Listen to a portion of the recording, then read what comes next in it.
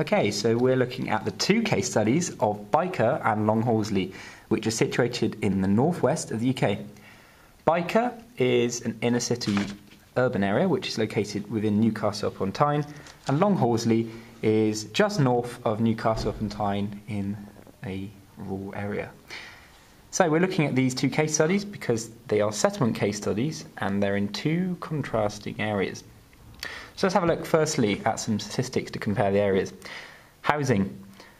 In Byker, 30% of people own their home, whereas in Longhorsley, 80% of people own their home.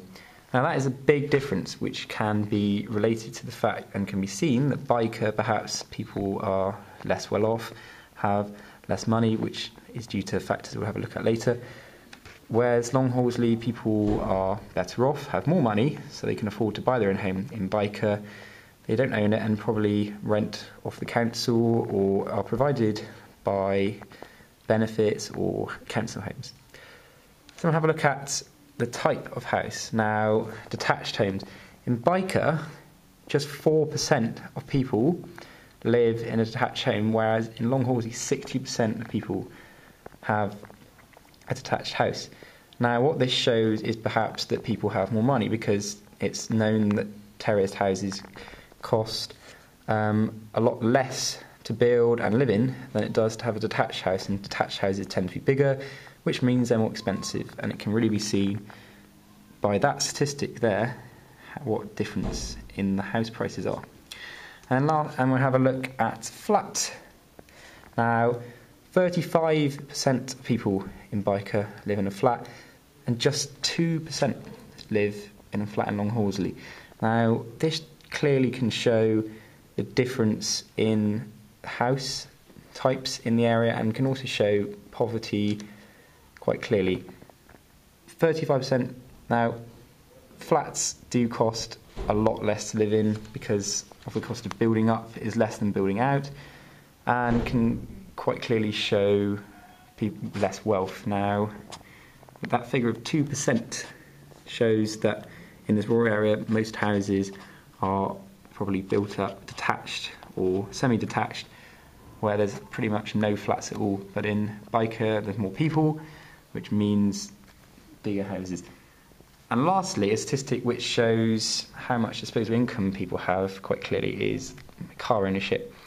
Byker, this is just 30% people have a car, but however in Longhorsley, 80% of people have a car.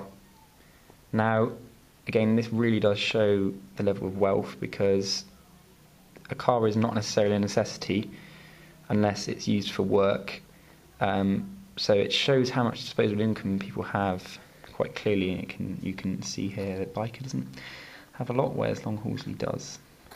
So one last statistic we can look at to compare the areas is the average weekly income. Longhorsley, £650 a week, Byker just £300. That's a huge difference, more than double from Byker to Longhorsley. The amount of income that people have determine the home they have, the quality of the home they have, healthcare and all that sort of thing is determined by this income. And lastly, we can have a look at qualifications. Now, in Byker, 48% of people have no qualification. That's almost half of people have absolutely no qualifications whatsoever. And that's why we have put some lovely exclamation marks there. In Longhorsley, this is just 18%.